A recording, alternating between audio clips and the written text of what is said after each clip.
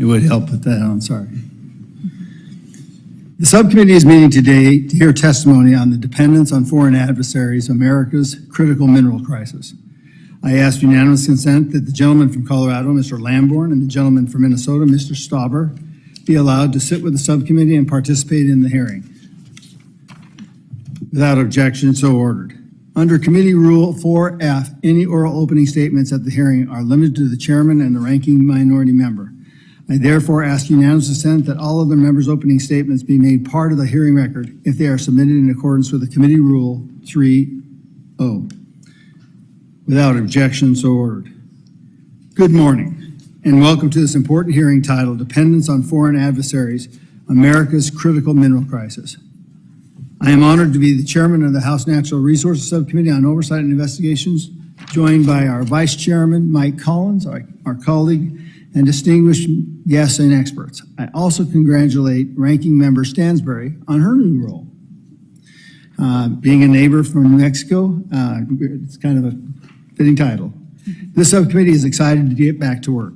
Today we will examine the dependence of the United States on foreign adversaries for critical minerals, a dependence that undermines our national sovereignty, our economic prosperity, and our technological innovation. We will explore the current state of our critical mineral supply chain and the actions we must take to empower our national security and to unleash America's energy and mineral potential.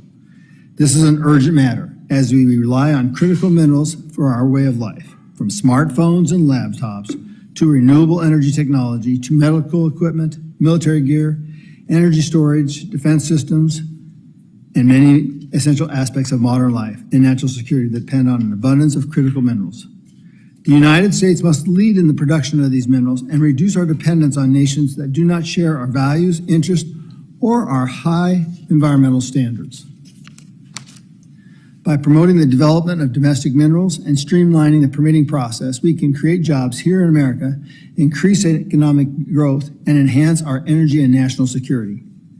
Minerals are particularly essential for battery storage, and a lack of sufficient battery storage and transmission capacity means renewable resources can't be stored in large quantities like coal or natural gas.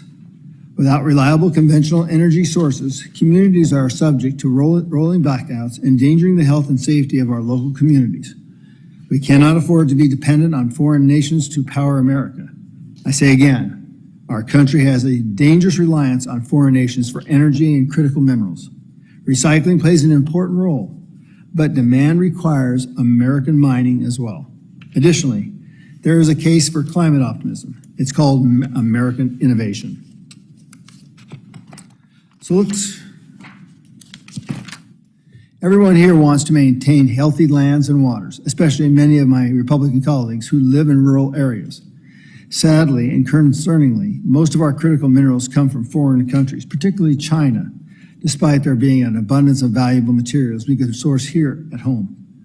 Unfortunately, permitting a new hard rock mine in the United States can take more than a decade. Our unpredictable and overburdening regulatory framework pushes investment abroad, where environmental and labor standards are not nearly as stringent as our own. Promoting responsible, renewable American energy development requires domestic hard rock mining to avoid supply chain disruptions and to reduce our import reliance on unfriendly nations. This hearing is an opportunity to have a constructive conversation about the challenges we face and the solutions we can implement to meet these challenges. So let's work together with the common goal of unlocking the full potential of our country to secure a brighter future for all Americans. Together we can balance our national security and environmental goals. Overregulation, even if well-intended, will simply lead to more production in adversarial nations with few, if any, labor or environmental standards. I welcome our new members and appreciate the important work we will do together. I also welcome and thank our guests for joining. Thank you all for joining us today. I now recognize the ranking member for any statement she may have. All right, well, thank you, Mr. Gosar, Chairman. It's an honor to be able to serve alongside you, and welcome to our first subcommittee of oversight It's with great joy that I am able to serve as the ranking member. I want to thank our witnesses and guests today, and of course, all of our members who are here for the first time today. I'm Melanie Stansbury, and I represent New Mexico's 1st Congressional District, which is right in the heart of central New Mexico. It's a vast rural district that includes Albuquerque and many of the surrounding rural and tribal communities, which are greatly affected by the work of the agencies that this committee and subcommittee have jurisdiction over. These issues that we cover in the Natural Resources Committee at large, and especially the oversight that we do in this committee, are of great personal concern to me and to the communities that I represent, not only because of the significance of the beauty and public lands and waters that are within my district and the tribal communities that I help to represent and collaborate with, but also because I myself am a science professional who's worked in natural resources for more than 20 years. I've worked in water resources and drought management since the beginning of my career, and worked on the counterpart of this committee in the Senate Energy Committee for a number of years, and in the Office of Management and Budget. In fact, during my time working in the Office of Management and Budget, I was actually the budget and policy analyst who oversaw the budget for the Bureau, the USGS, and the critical minerals issues that we are talking about today. So this is actually a topic that I have worked on for many years, including during my time in the Senate Energy Committee, where I also worked on critical minerals issues in a bipartisan manner with my counterparts on the committee. So the issues that we're going to discuss today are near and dear to my heart. Of course, they are of national strategic importance. But before I dive into that, I just want to take a moment, since we are beginning the subcommittee's work, to talk about some of the priorities that we're hoping to work on over the course of this Congress. And I hope and am optimistic that we will find opportunities for bipartisan collaboration, not only for policies to advance the needs of the American people that we represent, but also to conduct appropriate oversight and to root out waste, fraud, and abuse, which of course is our role here on the Oversight Committee. Among the many issues that this committee will take up and which we are hoping to prioritize in our oversight and policy role are issues around the climate and clean energy transition, and in particular helping to empower our communities so that they can determine their own economic futures in the process. New Mexico is an energy-rich state of all forms of energy, and as we are making this transition to a clean energy future, it is absolutely critical that our workers, our unions, our communities have a strong voice in every aspect of how we plan those local, regional, and national economies. It's also crucial that we develop the workforces that help to support the development of those industries and to help transition those who are going to see new opportunities as we build out a climate resilient grid and energy future. In addition to that, obviously, this committee has broad jurisdiction over public lands, forests, and waters. And to the extent that the Oversight Committee takes up issues surrounding those, we'll be working on those issues as well as upholding our responsibilities to our tribes. So the issue that we're here to talk about today, of course, is critical minerals. And as we know, critical minerals, and as the chairman discussed, are crucial to the future of the United States. Up until the 1990s, the U.S. was a net exporter of rare earth minerals, and due to trade policies that began obviously in the 1980s and extended into the 1990s, American mining companies were no longer able to compete due to global prices. And as a result of that, we saw the rise in especially Chinese investment in mining, not only in China, but across the world. Recent efforts by the Chinese government to stockpile and to restrict the trade of these elements have put the United States and other global countries at risk. For the United States, this is a national security issue. This is an issue that affects every aspect of our economy, as we are completely dependent, every single one of us, on these electronics that run our lives these days and every aspect of our lives. So the question before us is, how do we responsibly develop our critical minerals supply chain through recycling, reuse, innovation, international trade relationships, and making the best and most appropriate use of existing resources in the United States. Let me be clear, we cannot mine and permit our way out of this problem.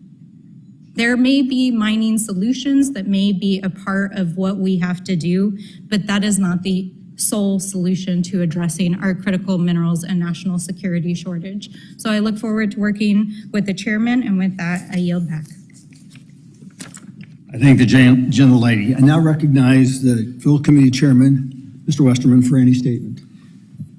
Thank you, Chairman Gosar, and good morning, everyone. Thank you for joining us for our first subcommittee hearing for the 118th Congress, and it's very fitting that this hearing be with the Oversight and Investigation Subcommittee.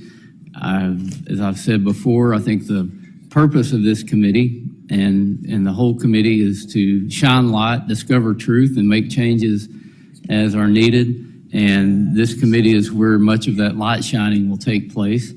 Oversight should be a bipartisan effort by Congress to exercise our constitutional duty for checks and balances over an administration. And I believe that's true regardless of who the majority, the minority party is in the Congress or who sits at the Oval Office. I do want to offer my congratulations to Chairman Gosar and Ranking Member Stansberry.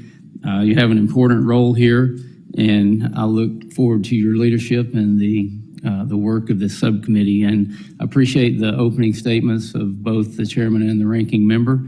And I think with that attitude, we should be able to do the work of the committee.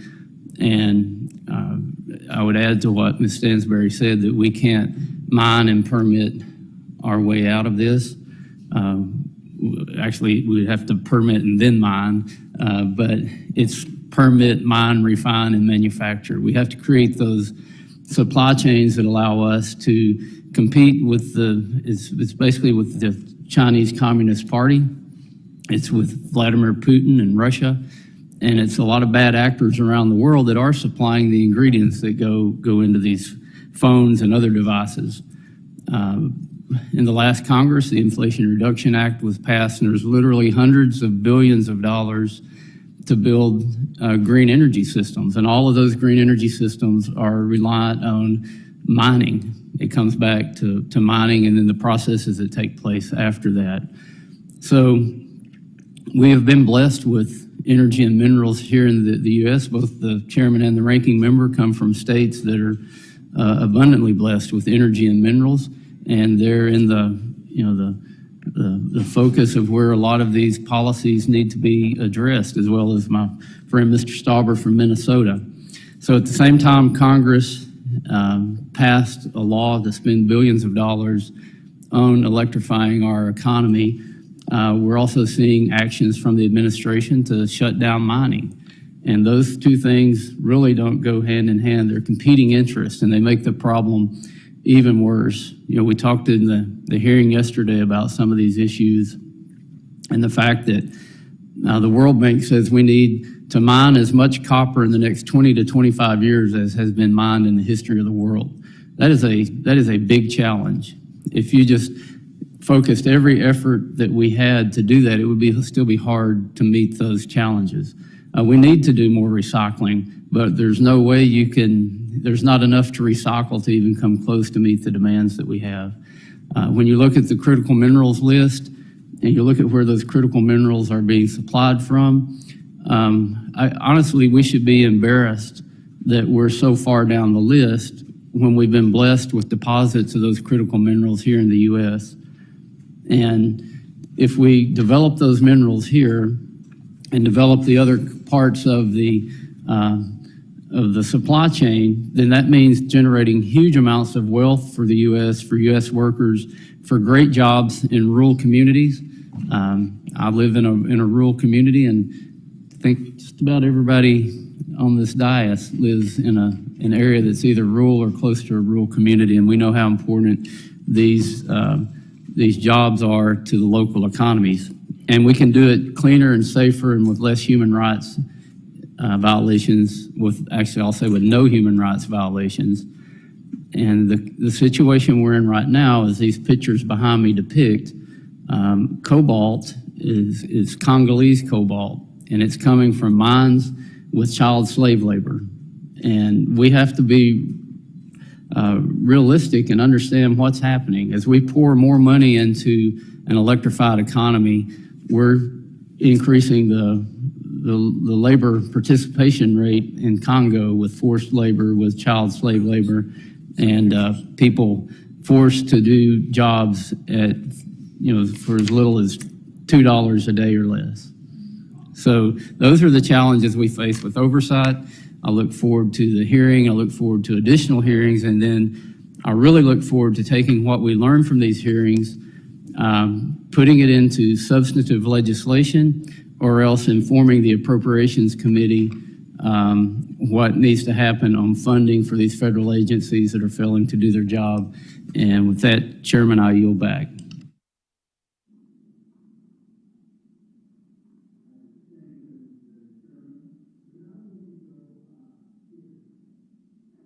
That silly little button. The ranking member's on his way, so when he gets here, we'll go back to him once we'll start with our witnesses. Our first witness is Mr. Nick Loris, the Vice President of Public Policy, C3 Solutions from Arlington, Virginia. Our second witness is Dr. Michael Moats, Professor of the Department of Materials and Science and Engineering, Missouri University of Science and Technology, Rolla, Missouri. Mr. Aaron Minces, Senior Policy Counsel of Earthworks, Baltimore, Maryland. I now yield to Representative Pete Stauber for 30 seconds to introduce our final witness, Mr. Jason George, Business Manager for the International Union of Operating Engineers, Local 49. Thank you, Mr. Chair. Today, I have the pleasure of introducing my friend Jason George. Jason serves as a business manager and financial secretary of the Operating Engineers Local 49, or 49ers as they're known in Minnesota, North and South Dakota. There are a few people that have the insight and leadership of Jason. Our 49ers span Minnesota, North Dakota, and South Dakota, operating the heavy equipment and doing plant management at facilities across the upper Midwest. Whatever the project may be, you're likely to find one of Jason's 49 members putting in the hard work to build the infrastructure. Thank you, Jason, and I look forward to your testimony today. So let me remind the witnesses that under committee rules, they must limit their oral statements to 5 minutes, but their entire statement will appear in the hearing record. To begin your testimony, please press the talk button on the microphone. We use timing lights here. When you begin, the light will turn green. When you have 1 minute left, it will turn yellow. And at the end of 5 minutes, it will turn red. And I will ask you to please complete your statement very shortly there. I will also allow all witnesses to testify before member questioning. The chair now recognizes Mr. Loris for 5 minutes. Thank you, Chairman Gosar, Ranking Member Stansberry, and distinguished members of the subcommittee. Thank you for this opportunity to testify this morning. My name is Nick Loris, and I'm the Vice President of Public Policy for C3 Solutions, which stands for the Conservative Coalition for Climate Solutions. With my time, I'd like to make 3 brief points. First, the importance of critical minerals for the economy and the requirements necessary to meet clean energy demands. Second, the adverse environmental and social impacts from mining and processing critical minerals in certain places abroad. And third, exploring opportunities to capitalize on domestic mineral abundance, to diversify the market, and to reduce dependence on foreign adversaries. First, non-fuel critical minerals are essential for our quality of life, technological progress, national security, and environmental ambitions. Critical minerals are the foundation that empowers companies to build, manufacture, and innovate, and they are the foundation for the products that keep Americans and people around the world safe, healthy, and happy. Critical minerals are also necessary for renewable and clean energy technologies. Most low carbon and zero emissions technologies require a moderate or high amount of at least 2 critical minerals, and several sources, including wind, batteries, and hydrogen, have moderate to high needs for 4 or more critical minerals. Significant increases in critical mineral supplies will be necessary to address climate change. To meet the International Energy Agency's global net zero targets by 2050, the agency estimates the world will need 43 million metric tons of critical minerals, a 6-fold increase from 2020 levels. Granted, we need to take those estimates with a large grain of humility, but even under much less ambitious scenarios, it is almost certain that future critical mineral needs will be substantial. And to be clear, the massive critical mineral requirements are not by itself a reason to be pessimistic about the future of clean energy. Instead, policymakers must recognize the importance of these minerals, the realities of future demand, and the challenges and opportunities that lie ahead. Secondly, addressing the human rights abuses of critical mineral development and processing in certain countries will be essential for having socially just growth in clean energy in electric vehicles and for the continued use of modern technologies. The Democratic Republic of the Congo supplies nearly 75% of the world's cobalt, and the mining practices are appalling to say the least. Having visited and researched the practices, Harvard fellow Siddharth Kara has extensively documented the horrors and abuses of artisanal mining in the DRC, where tens of thousands of child laborers are digging the cobalt out by hand while breathing in toxic fumes and dust. Chinese ownership of most of these mines and Chinese dominance of cobalt refining exacerbate the supply chain concerns. And speaking of China, the human rights exploitations of the Uyghur Muslim minorities and other Muslim minorities in the Xinjiang region of China has also been well documented and is extremely concerning. A recent Breakthrough Institute report estimates that 42% of the global solar-grade polysilicon production capacity was in that region in the year 2021. In addition to the egregious human rights tragedies, there are also economic and environmental concerns of over-reliance on China for minerals and processing. Poor environmental standards and weak enforcement in China have resulted in contaminated groundwater and soil and dangerous levels of air pollution. Encouragingly, the rare earth market is diversifying worldwide to some extent, which will reduce the dependence on China and promote more environmentally friendly ways to mine and process rare earths, which brings me to my third point. Congress must continue to work with the private sector to open opportunities to capitalize on resource abundance, diversify supply chains, promote ethical mineral sourcing, and develop market alternatives. For instance, modernizing permitting processes should put America on par with countries like Canada and Australia that unlock mineral deposits while maintaining rigorous environmental safeguards. The more the US and other developed countries extract their resources, the fewer minerals we will need to import from countries that have lax environmental standards and use morally unconscionable labor practices. At a bare minimum, agencies should conduct an environmental review rather than place a mining area off limits before any such review is even conducted. Further, Congress should continue to support research and development for critical minerals recycling, mining, and processing innovations. Collaboration among government labs, research universities, and the private sector could help unlock breakthrough technologies, improve efficiencies, and generate market-viable alternatives. With any subsidies, Congress should also maintain policy neutrality. To the extent that the government provides any subsidies, technology neutrality will generate more efficient outcomes. In conclusion, rising prices for mineral commodities could slow the deployment of clean energy technologies moving forward. Alternatively, rising prices could be an opportunity and should be the signal for markets to act, to increase supplies, to develop substitutes, to secure supply chains, diversify away from unethically sourced minerals, and reduce dependence on foreign adversaries where environmental standards are poor. Congress can act by removing the barriers that prevent the private sector from providing clean, reliable energy choices at lower prices. Thank you, and I look forward to your questions. Thank you, Mr. Loris. We've been joined by the ranking member for the full committee. He is now recognized.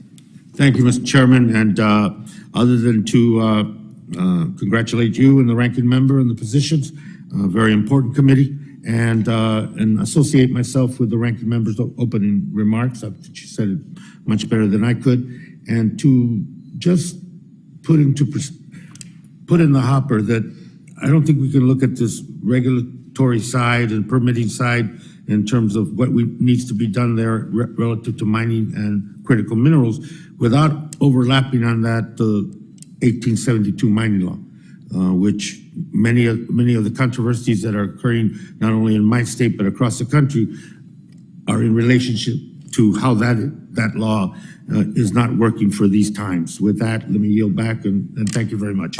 I thank the gentleman from Arizona. The chair now recognizes Dr. Moats for 5 minutes. Thank you, Chairman Gosmer, Ranking Member Stansberry, and distinguished members of the subcommittee. I thank you for the opportunity to speak before you today on this important topic related to critical minerals. My name is Mike Moats, and I'm a professor of metallurgical engineering, the chair of materials science and engineering at Missouri University of Science and Technology. I have 30 years of experience as an extractive metallurgist, I've worked with many of the mining companies and metal producers in our country and abroad, and I offer you my experience and my observations from how to actually produce metals. As you know, critical minerals are very important to modern lives. We've already talked about the importance of what it is in the cell phone. We often focus on the battery minerals and the rare earths, but if you don't have gallium, you don't have Wi-Fi. If you don't have indium, you don't have the touchscreen. If you don't have tellurium, you don't have your solar panels. There's a lot more to it than just the battery minerals and the rare earths that are often talked about in the news. USGS produced their updated list in 2022. There are 50 critical minerals. We use 87 elements on the periodic table for manufacturing. 50 of them are on the critical mineral list. This shows you the dire straits that our country is facing because of our lack of production. I appreciate Ranking Member Stanberry's comments this morning because over my career, over my lifetime, I've watched the United States decline. We were once a metal mining powerhouse, and now we do not. I work with a lot of mining companies, and I've watched smelters and refineries close down, and we need to reverse course. Over the last 30 years, China has built 40 copper smelters. They will build another 4 in the next few years, and this is only to meet internal demand.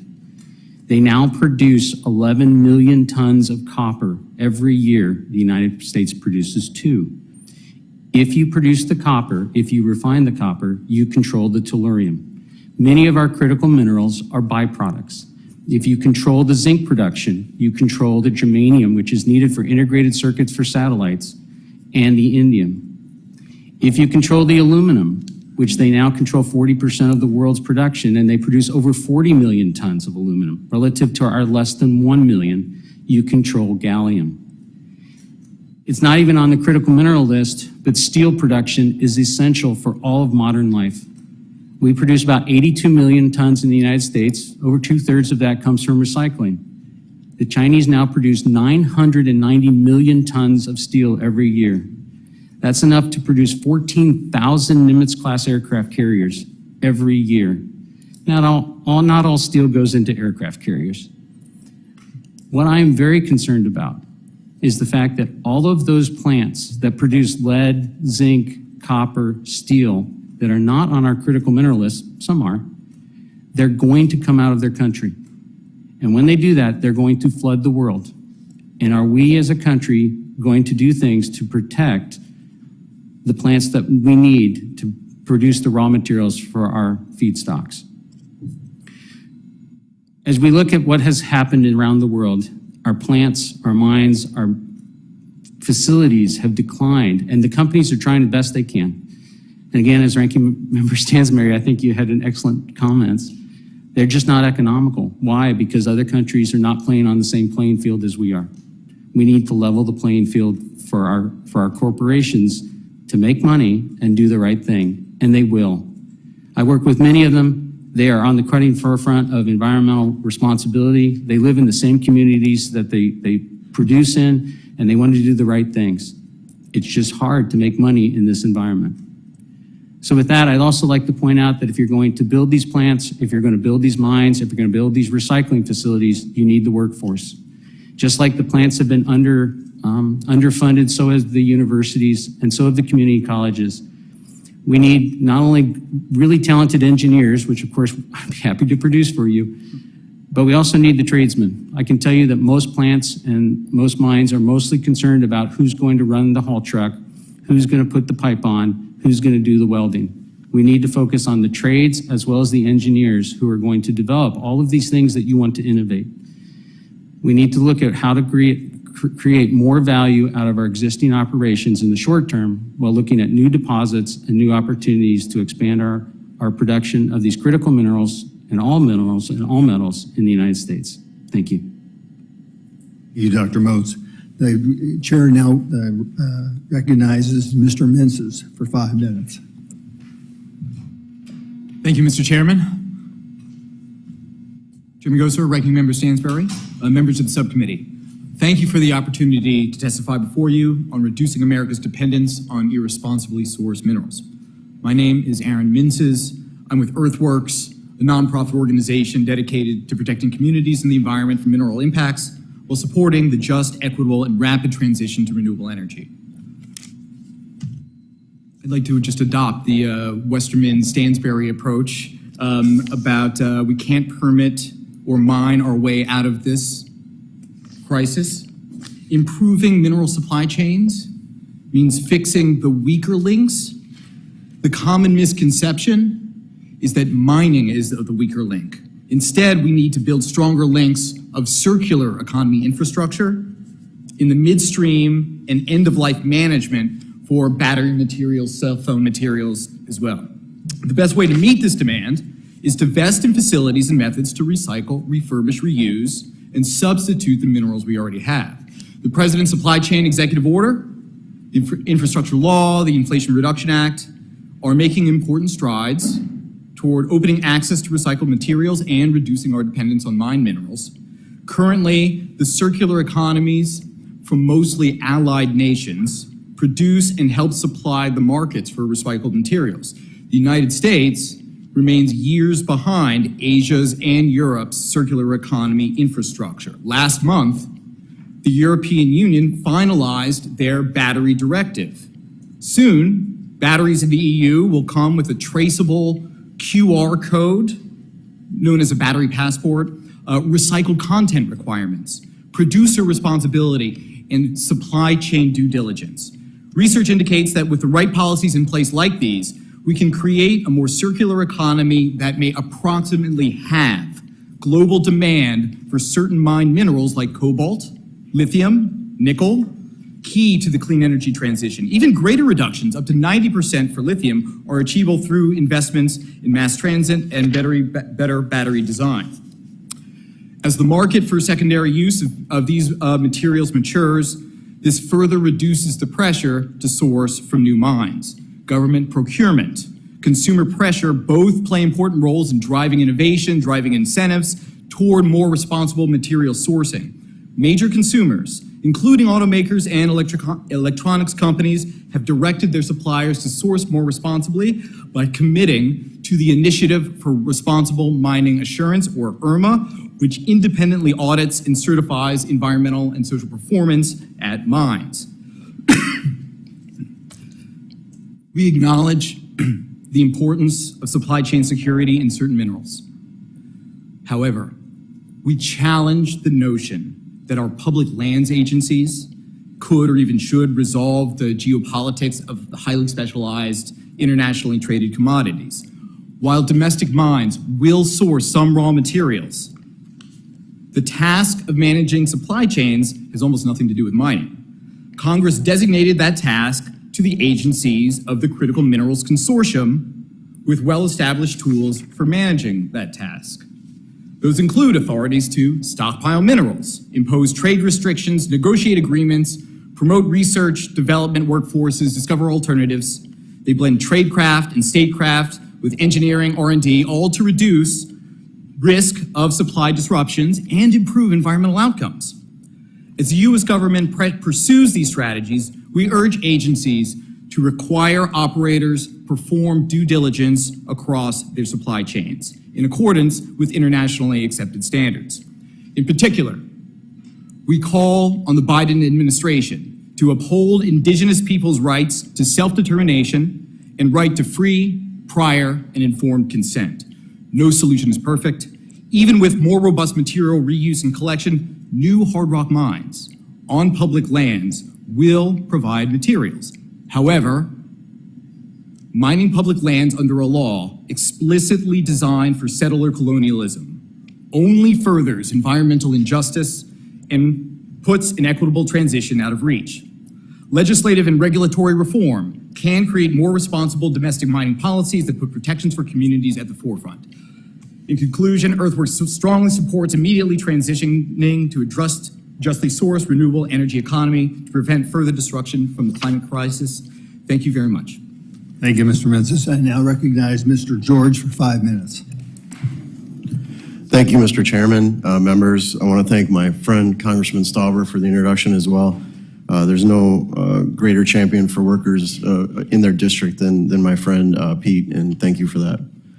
My name is Jason George. I'm the elected leader of Minnesota's largest construction union, the Operating Engineers Local 49. Our members operate and repair the heavy equipment that builds every aspect of our region. Thank you for inviting me here today to discuss this very serious issue facing our nation and members I represent. The mining of critical minerals, specifically where they are mined, will have a profound impact on our collective future. I was born, raised, and currently live in Minnesota. The vast majority of our nearly 15,000 members live and work in Minnesota. Our state has a long, proud history of mining. We like to remind people that our state mined the ore that produced the steel that won 2 world wars. The mining industry has been and remains the lifeblood of northern Minnesota. Today, we are at a precipice of a generational opportunity that could launch another 100 years of prosperity through mining. Our nation and the world are in desperate need of critical minerals such as nickel, cobalt, and copper. These minerals are necessary to build the batteries, wind turbines, solar panels, and other products the world needs in order to transition to a clean energy economy. 95% of our domestic nickel resources, a vast majority of our cobalt, and about 1/3 of our copper deposits are beneath the ground in northern Minnesota. The only question before us is whether or not we will be allowed to mine them. And that really is the only question, whether we will be allowed to do this or not. There really is no debate about whether we can. We've been doing it for 100 years or more. We have the technological know-how to extract these minerals safely. The people who live near the potential mines want the opportunity. I don't believe, and Congressman Stauber can correct me, that there's an elected body anywhere where these minerals are located that does not support these projects being explored. Not one. They all support it. Everyone who lives there wants this opportunity. It's people that don't live there that are preventing that. What we also don't have is a fair process for permitting mines that is based on science and reason, from my experience. Instead, we have a hyper-political process that has been hijacked by a combination of wealthy cabin owners, wealthy tourists, business owners who supply their outfitting needs, and anti-development extremists. This small group of people is highly influential within the Democratic Party structure in my home state. They are loud, they give a lot of money, and too many Democrats in my area, in my state, are advancing their own narrow political agenda at the expense of Minnesota and the American people, in my opinion. The latest example is a decision by the Department of the Interior to ban mining on more than 225,000 acres of northern Minnesota land that contain the vast majority of our mineral resources. The department did so without studying any specific mine plan. It's purely based on hypothetical scenarios and not specific data. It issued a blanket ban based on hypothetical scenarios. The decision had nothing to do with science and everything to do with democratic politics, in my opinion. Too much is at stake to allow this to happen. Good paying union jobs are on the line. Members of my union and others will build these projects, earn family sustaining wages, world-class health care, and pensions that ensure a dignity of good life and retirement. Unlike the data used to ban mining, these jobs aren't hypotheticals. Like any good union representative and union leader, we have it in writing. We have project labor agreements with all the mining companies that are proposing mines in this area. They will be built by my members, and they will be good paying jobs, and we have it in writing. As a labor leader, I would be remiss if I didn't point out also what happens if we don't mine it in Minnesota. And you see the pictures behind the gentleman up there about where these products and where these minerals will be mined if we don't do it here. I'm running out of time. I will just sum up by saying that we are extremely frustrated back home. We know how to do this. We have the minerals in our backyard. The people that live there want these jobs and want to explore these opportunities. We absolutely have the know-how to do it safely. The cleanest water in Minnesota exists where mines have existed for more than 100 years. The dirtiest water in Minnesota exists in the districts where the people that are trying to stop us from mining in the Twin Cities. And that's a fact. And that is something that is extremely frustrating to everybody that I represent and most people in Minnesota, especially the people that are trying to raise families and have these good paying job opportunities in northern Minnesota. So I thank you for your time, and I'll end with that. Thank you, Mr. George. It's always great to have somebody coming from the ground level to give us some reality checks. I'm now going to recognize members for 5 minutes. We're going to go to Mr. Lamborn first this morning. The gentleman from Colorado is recognized. Thank you, Mr. Gosar, for having this meeting. Thank you for the witnesses for being here. And besides being on Natural Resources, Representative Gosar, I'm also on the Armed Services Committee. So I'm going to ask questions that have to do with both of the committees. In other words, the connection between critical minerals and national security. And that's something I think we should all be aware of. The balloon incident with China shows us that there are countries out there that are not seeking to really help us out. And so, Dr. Moats, that leads to my first question. What country or countries does the U.S. source many of its critical minerals from? Thank you, gentlemen. Of course, the answer for all metallurgical answers, it depends. So many of the rare earths for the magnets mostly come out of China. The nickel and cobalt is mined. Cobalt is mostly mined in Central Africa and then processed in China to make the lithium-ion batteries that we need. There are other elements that come from allied countries. Like aluminum mostly comes from the Aluminum Valley in Quebec. And so that's probably, a okay thing from a geopolitical standpoint. So it's a very broad answer to a question. I'm going to probe a little more on the China connection. We know that China supplies 26 different minerals, of which the U.S. is over 50% import reliant. That's far more than from any other country. And some of those minerals, the U.S. is 100% reliant on China. So what implications does this have on our national security when a country like China, who is, I won't go into all the threats that they're posing to our national security, but what does our dependence do to our national security? So one of the critical minerals is tellurium. Tellurium is added with bismuth to make. Could you speak into the microphone a little better? Sure. Tellurium comes from copper refining. China dominates copper refining. So most of the tellurium in the world comes out of China. From a military standpoint, tellurium is mixed with bismuth to make thermoelectric night vision materials. So whoever controls the tellurium, we do produce some tellurium in the United States, but it's exported and then refined and brought back into the United States. But right now, the tellurium that's needed for night vision goggles and for solar panels, over 50% of the grid storage solar panel uses cadmium telluride, and we're heavily dependent on China for that. Yeah, thank you for focusing on those military applications. There are tremendous economic applications. The ranking member talked about cell phones, things like that, computers. We know that there are chip making, there are tremendous needs there for critical minerals that only come out of China, either mining or refining. How can the U.S. increase its national security, though, by securing new materials higher up in the supply chain? What should we do to make our situation not so precarious?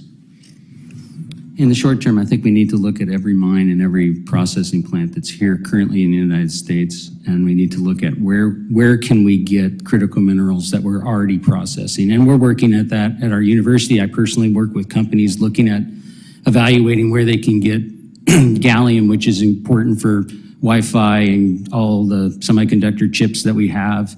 Gallium right now could be, at least a large chunk of it could come out of our 2 zinc plants in Tennessee and North Carolina, specifically the one in Tennessee. Currently, gallium is not recovered. The germanium is shipped to Europe for refining and brought back. So there's just lots of opportunities. Cobalt and nickel could be recovered from the Missouri mines, could be recovered from cobalt. There's a new cobalt mine that's opening up in Idaho. There are companies that are looking at their existing plants right now to determine if they can recover and what innovations. And so I'm a member of the Critical Materials Institute, which is funded by the Department of Energy. So we specifically have a project looking at gallium, germanium, and indium recovery from our zinc plants. Are some of our environmental regulations too stringent to currently allow the productive use of raw or byproducts for these critical minerals? I'm not a policy person, so I'm not going to say what is stringent or not stringent. That's for this esteemed body. We'll say that. Yeah, you can say that. I will say that the need to require, the needs of the policies have shut down plants. So there's no primary lead smelters in the United States anymore because of the requirements that are put on by the EPA and the local states. The last lead smelter was shut down in Herculaneum, Missouri in 2013. So any we recycle a lot of lead, but any new lead that comes into the country has to be imported, and most of that comes from China. Thank you very much. I yield back, Mr. Chairman. Thank the gentleman. I now recognize the ranking member of Stansberry for her 5 minutes. Thank you, Mr. Chairman. I would like to start by welcoming Mr. George first. My mother was an operating engineer, and I come from a union-strong family, so really appreciate you here being with us and representing the workers of your local and, of course, all the operating engineers. And I wanted to also use this opportunity to say, I shared this with the committee yesterday as we were talking about both mining and oil and gas issues, that I was born while my parents were actually working. My mom was a machine oiler that worked at a coal-fired power plant in Farmington, New Mexico, and my dad was a welder in the oil and gas fields. And it was because of the fallout of the oil and gas industry in the early 80s that my family actually had to leave that community, and ultimately why I grew up in the biggest city in New Mexico. And so I understand very intimately, because of my own family history, how big international global issues around our domestic production of minerals and fossil fuel production really affects the families and workers of this country. And we take those issues very, very seriously. And I think obviously your testimony highlights that. But I also think that it's important to recognize that much of what has happened around mining in the United States and its decline is not because of domestic policy, but because, as we heard here from Mr. Moats and others, really has to do with international trade and commodity prices at the international level. And I think, Mr. Mintzes highlighted this in his testimony. But it's important to recognize in this hearing that this is not only an issue of strategic and national security for the United States, this is a problem for every major country in the world who is our ally, who depends on these resources for manufacturing, for national security purposes, and for just general economic development. This is not just a U.S. problem. In fact, there are dozens of countries in Europe and Asia and Africa and others that are dependent on these resources and are unable to source them through the global supply chain right now. And we're not just talking about one mineral, we're talking about dozens of minerals, right? So just opening a mine in a place is not going to solve this problem, because we're talking about dozens of minerals that would have to be sourced from many different geologic formations from all over the world, as they currently are. But the problem is that we cannot responsibly source these materials right now because they're in places where we do not have ally relationships, there are human rights abuses happening, and because we do not have responsible practices happening. So there's not a simple solution here. That's one of the things that I really want to highlight. We need a multi-pronged approach. We're going to have to work with our allies who are also seeking these minerals to ensure that we are doing responsible sourcing, especially if that is abroad. It doesn't mean we just open a mine to do it here in the US. It means that we have to actually utilize and help use our international support systems and policies to help ensure that we are holding accountable those multinational corporations, some of which are based in the United States and elsewhere, to the highest possible human rights and environmental standards, whether they are operating here in the United States and employing our operating engineers and all of our miners, or whether they are operating abroad. So we really need to use every possible tool at our disposal.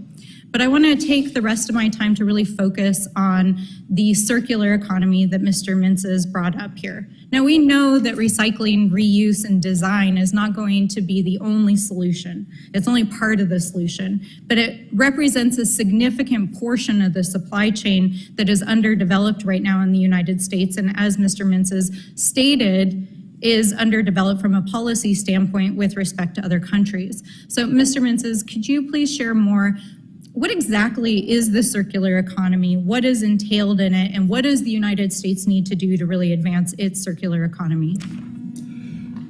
Thank you, Ms. Stansberry, for that question. Some of us may remember bottle bills or deposits when you could turn in a can or a bottle and receive a nickel or a dime back. That's effectively what we're talking about. So in Europe, it really boils down to four things. You have producer responsibility, you have supply chain due diligence, you have recycled content standards. And the state of California is looking at some of these ideas because they have a large EV market too, as you indicated. And the nations of Japan and South Korea have really good markets for this. I want to make one other quick point. In response to the trade dispute that you spoke about in 2010 between China and really the rest of the world, what happened was Japan and South Korea did in fact begin to build a more circular economy, to recycle because they don't have as many mines as we do, right? So they're building it, Europe is building it, and I think that we can do it here too. We can do it with union jobs as well. I thank the gentlewoman. The chairman of the full committee, Mr. Westerman, is recognized. Thank you, Chairman Gosar. Thank you to the witnesses. And Mr. Menses, I know you stated in your opening remarks that you agreed with the ranking member and my position on you can't mine and permit your way out of it. But I also added to my remarks, you've got to permit, mine, refine, and manufacture. And under mining, you could put recycling in there. So I just want to make sure you're in agreement with the whole statement I said, not just the part about mining and permitting. Thank you, Mr. Westerman. Yes, we need to mine and permit the whole supply chain. We need to do it more responsibly. And I appreciate the tenor of bipartisanship that you're setting for this committee already. And going back to Ms. Stanberry's comments, there's a whole lot we agree on this. And we have been taken advantage of by foreign countries through our trade program. I've testified in these trade disputes before, and the Chinese government, they don't care about price fixing. They don't care about playing fair. They exploit our system of free markets and rule of law to gain market share. They will use low labor. They will use slave labor. They will use no environmental regulations to produce commodities and to get them into the U.S. market, to drive our producers out of business, to capture that market share, and they do it in many different industries. So we do need to work on trade. We do need to make American, not only mining, but processing and manufacturing stronger than ever before. And we've got the ability to do that because we're blessed with the resources. And Mr. George, I've been to northern Minnesota. I've seen the taconite mining, and talking about steel, Arkansas has become one of the largest producers of steel, and it's all recycled steel. But as I think Mr. Motes, you mentioned in your testimony, we're like 1/10 or less of the steel production of China. Yes, we're 1/10 of the steel and about 2/3 of our recycled. And yeah, I was recently in Mississippi County visiting, which, if you didn't know, more steel is produced in Mississippi County than any county in the United States. Right. So, but is there any way that recycling meets the future demands, Mr. Motes or Mr. Yes, sir. Obviously, with growth, we can't have a circular economy to supply all of our new needs. So I think any reasonable person would say we need to recycle. And for lithium-ion batteries, we already have redwood materials. We have life cycle. People are already building plants in the United States to recycle the lithium-ion batteries. So we talk about an all-of-the-above energy approach. We also need an all-of-the-above minerals approach, new mining, recycling, and being as efficient and effective as we can. And I want to go back to Mr. George. An interesting thing that I think we fail to take into account all the time is that the mining in northern Minnesota is huge for that area. But when that taconite is shipped off to the refineries, there's a value-added part to that. And then if that steel out of those refineries goes into automobile manufacturing or building construction, there's even more value added to that. And I talked yesterday about how we produce about 90 or $120 billion worth of raw materials through recycling and mining in the U.S. That when that gets processed, it becomes a value of about $900 billion. But when that processed material gets manufactured, it adds about 3.6 trillion to the U.S. GDP. And not only, this is about much more than mining. It's about national security, it's about supply chains, but it's also about creating incredible jobs for union workers and non-union workers alike, and being able to grow our economy and prosper here. It starts with mining. If you don't have the raw materials, you can't do the other part of it. And Mr. Moats, I'm a little biased to your testimony because we're fellow engineers, and I know Missouri Rolla's got one of the best mining engineering programs that's out there, but also know that there seems to be a shortage of mining engineers, and you so aptly talked about the shortage of workers in these mines. And in America, we have to automate and make things more efficient, safer. Can you, and I just used all my time, but thank you all for your testimony. It's something we need to really follow up on more. And if we will work on the real issues and the real problems, we can really do great things for our country and for the world, and prevent situations like are represented in these posters behind me. Thank you, Chairman. I yield back. Thank the gentleman, the chairman of the full committee. I now recognize the Thank you, ranking member. Thank you, Mr. Chairman. Dr. Mutz, let me just, during your testimony, the reference that you made, and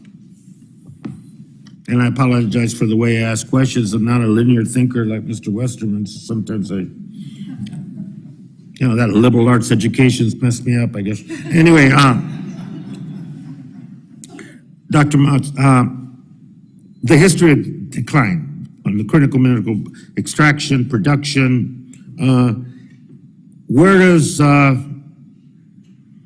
regulatory, environmental standards, clean air, clean water, for example, and the permitting, where does that fall into that percentage decline? What would you say is, what part of the cause is that, if that's what we're talking about here? Yeah, I thought a lot about why our smelters and mines have closed. Some of it's just their natural resources. Our smelters and refineries were built near mines, and as the mines played out, they were not set up to bring in concentrates from other parts of the country and other parts of the world, so economically it was not viable. There are other places where the smelters have shut down because of the implementation of more stringent environmental policy. I think we can all acknowledge the history of our mining and metallurgy was dirty, but that's before my lifetime.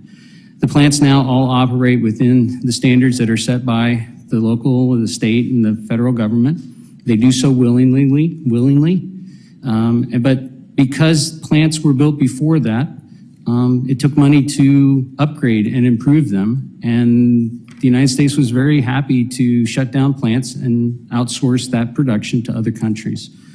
So there's some that's policy, there's some that's just economics. And I think, like, again, Ranking Member Stansberry, I think it's a complex situation, and there's no one answer fits all, but policy is definitely part of it. And permitting for getting new mines on it takes forever. And the 1872 mining law, what role does that play in the? I'm going to defer to that because I know of the law, but I'm not a mining engineer by trade, and I don't feel like I know the law well enough to offer an opinion on that. Yeah, see, that's what linear thinkers do so well. They just kind of defer. Mr. Mintz, in your testimony, and I think one of the things that and I back reference to 1872 mining law, I've said that many of the controversies that we confront in terms of siting and permitting extraction have to do with the public's right to know, and the public's involvement in it. In particular, indigenous communities that have become much more active, involved, and assertive about sacred sites, cultural, and historic resources. 1872 does not address that, and yet we have the conflict that is going on now in terms of consultation and trust responsibility to these nations. Talk a little bit more about that role that you referenced in your testimony in particular. Thank you, Mr. Grijalva. I really appreciate that. I also appreciate your long-standing support for reform of the 1872 mining law, and we are urging Congress to pass the Clean Energy Minerals Reform Act again this Congress. I just wanted to, let me just highlight the Wallapai Nation, just for example, right? Okay. If you have an exploratory mine, and it's fewer than 5 acres, which many of them are going to be, under the law, what happens is you stake your claim, you go to the local BLM office, you file a piece of paperwork and a fee. The way that the government interprets the law is that they have no discretion to deny that exploratory project. Now, the Wallapai have no idea that the exploration is going to happen until the drills hit the ground, because the notice that the mining company needs to provide is only to the government, but not to any of the people. And so, Mr. Grijalva, that is actually part of the real source of most of the conflict in mine permitting. It's because we're operating under a 19th century statute where we could stake claims, and then those minerals go wherever the claim owner wants them to go, unlike a leasing system, which the rest of the world does. Thank you. Appreciate it. And I think royalties is an issue as well. If we are going to fund dealing with the due diligence on the chain, expediting permitting processes, a source of revenue should come from those that are profiting from that extraction. And since we have no royalties at all on mining, except for coal, I think that's open for discussion as well, going forward in this overall discussion about permitting and critical minerals and accessing those. Yield back, Mr. Chairman, thank you. I thank the gentleman from Arizona, the gentleman from Montana, Mr. Rosendale, is recognized for 5 minutes. Thank you very much, Mr. Chair. Everyone on this committee is extremely interested in protecting our land, air, and water quality across the nation and, quite frankly, around the world. And most of us, as Chairman Westerman said, have extremely close ties to the land ourselves. We also recognize the need and the benefits realized by utilizing our natural resources. In most cases, rendering the land more productive after the extraction or harvesting of timber, making the land actually more productive than it was prior to any of that activity taking place. Mr. Menzies, I'd like to ask a couple just real basic questions. If the raw materials that are necessary literally to support civilization have not even been produced yet, they haven't been, as we've heard, permitted, mined, and refined. We just can't recycle our way out of this situation either. We need some more materials. Do you believe that we should produce them in the most environmentally friendly methods that are available? Thank you, Mr. Rosendale, for that question. Yes. Okay. Do you believe that they should utilize the safest and most advanced labor standards as they mine these materials? Yes, thank you. Thank you. And do you believe that China uses the most advanced and friendly environmental standards and labor standards? Thank you, Mr. Rosendale, for that question. My understanding from the State Department is no, at least in some region they're in, yeah. Okay. I appreciate that. I don't know why we would continue to allow them to take on all these activities as we see on the posters behind us and not take over some of this production ourselves. Mr. Moats, I have a couple of questions here for you. The Crow, well, yesterday we heard testimony about the refining process and that the United States has dramatic limitations on the processing itself. So it's not just the need to mine these materials, but obviously they've got to be smelted, they've got to be processed, all of the above. What, in your opinion, is the primary reason that we don't have these facilities in the United States? You mentioned it a little bit earlier, but if you could expand on that some. Yes, so we export minerals and many of the metals that I've referred to. We don't have the smelting capacities we used to. They again shut down for both economic reasons because of the lack of a level playing field, because when you sell into a commodity market, everybody sells into the same commodity market. And if you're subsidized, if your competition is subsidized, then you're in an economic disadvantage. Additionally, the environmental regulations that have been put into place created more costs to operate in the United States, and so therefore it became more difficult. So as many people around the room continue to raise the questions about colonialism and the management of our resources and accusing us of that by exporting all of our raw materials to another country, having them process it, and then us having to purchase the finished product back, doesn't that sort of relegate the United States to be acting like a colony of yet one of these other powers? You don't have to answer that. That would just be it. We did learn a lot during COVID that the supply chains are completely disruptible, and that it presents major problems with us, whether we're talking about medications or other finished products that are necessary for our life. I've got another avenue, the Northern Crow, the Northern Cheyenne and the Crow in Montana. They rely heavily on the coal resources that they mine in Montana. And while I know coal hasn't been the top of the subject today, I want to go down a different little road. The regulatory conditions that have been imposed on the power industry has caused the closure of 50% of the Colstrip electric plant that the Crow and Northern Cheyenne depend on completely for jobs and for revenue. Without it, they would have 65, 70% unemployment rates. It's a mine-to-mouth operation, so they mine it and then it goes directly to this power plant. If we don't have the baseload electricity, what challenges does that present for processing and manufacturing and things like that? We're not, as we talk about trying to electrify the nation for not only the electric cars, but also to the processing of the very materials. Am I allowed to answer the question? Mr. Chair, I have expired on my time, but The gentleman can answer the question. thank you very much, Chair.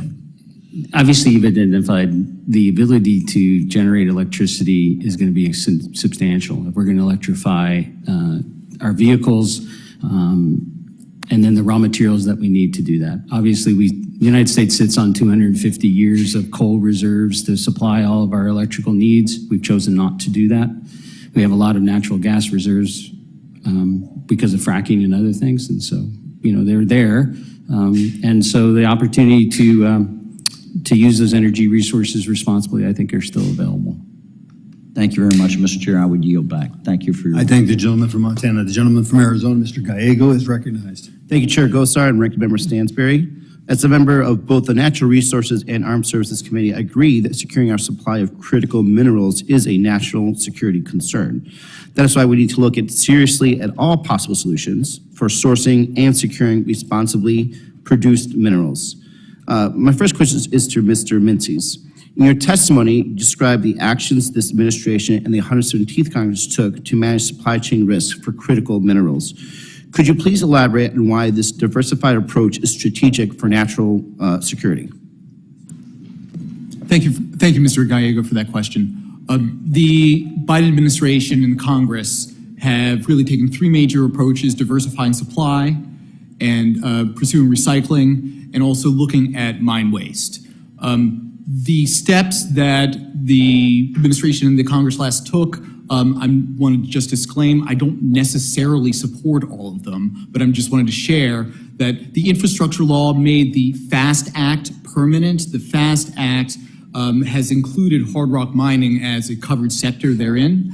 The IRA funded $1 billion to our agencies to help speed permitting. The infrastructure law Also created a working group designed to help speed permitting. We'll be seeing those reports coming out soon. So when you think about the infrastructure law, the funding for the agencies through FY23 budget, the making the FAST Act permanent, and also the tax cuts for mining in the Inflation Reduction Act and the mineral sourcing provisions of the electric vehicle battery tax credit, we have a lot of incentives to go mine and also to responsibly source the materials that we need. So we've already taken a lot of steps through the IRA and EJA in that respect.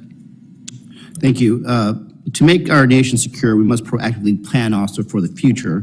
Mr. Loris, in your testimony, you note that the critical minerals that the economy relies on today may look much different in 20 or 30 years. Could you please elaborate on the importance of investing in research and development to reduce our critical mineral dependency? Yeah, sure. I think we've heard a lot of different predictions over the years about peak oil, about running out of food. A lot of them have not come true.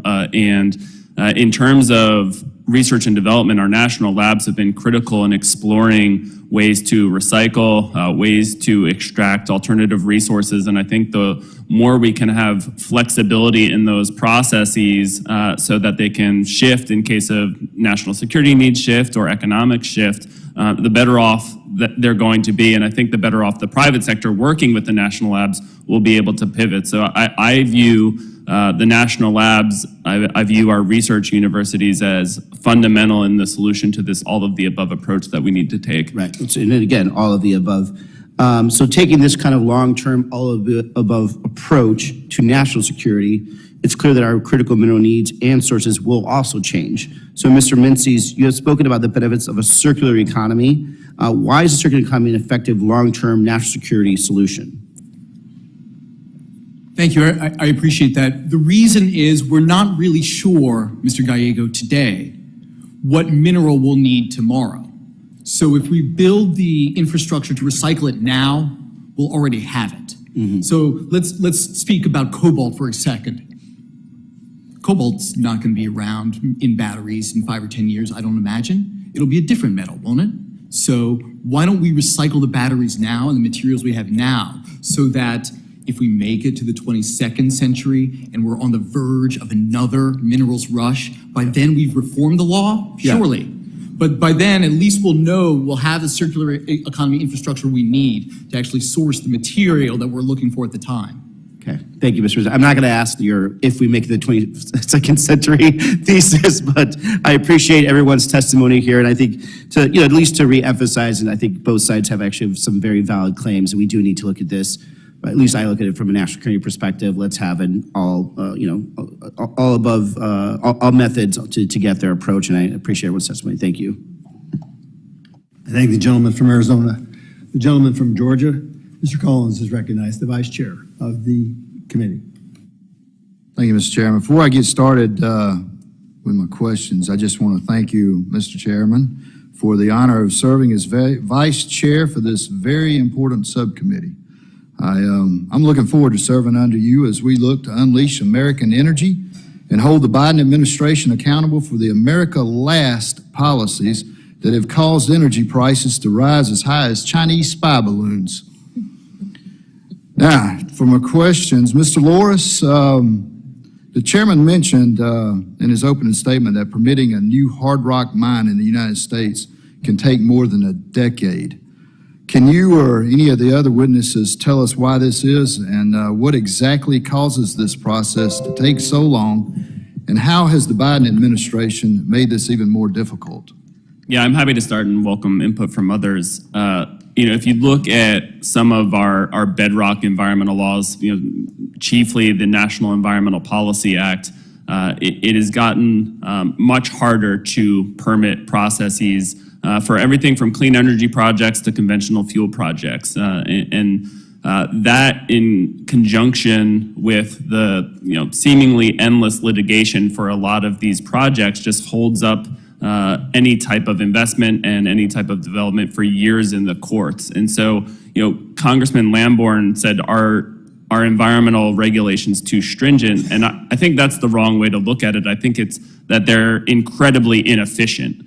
we should welcome strong, stringent environmental safeguards that protect air quality and water quality, but we can't have processes where they're just held up for years by certain agencies. There's a lot of overlap, there's a lot of duplication, and then there's a lot of lawsuits from public interest groups too. I think sometimes public interest groups can be helpful for people who don't have the resources to bring forth litigation, but a lot of times they are doing it because they just don't want the project being built, which is something I think Mr. George commented on in his oral testimony. And so if you look at some of the data, the private landowners and tribal groups from the years, I think 2001 to 2013, brought only 3% of the litigation for filing NEPA lawsuits. Over 50% was from public interest groups. So we just need a much more efficient process to get an up or down vote on whether these projects should move forward. And I think a lot of the private sector in the United States welcomes stringent environmental safeguards. They just want some regulatory certainty more than anything else.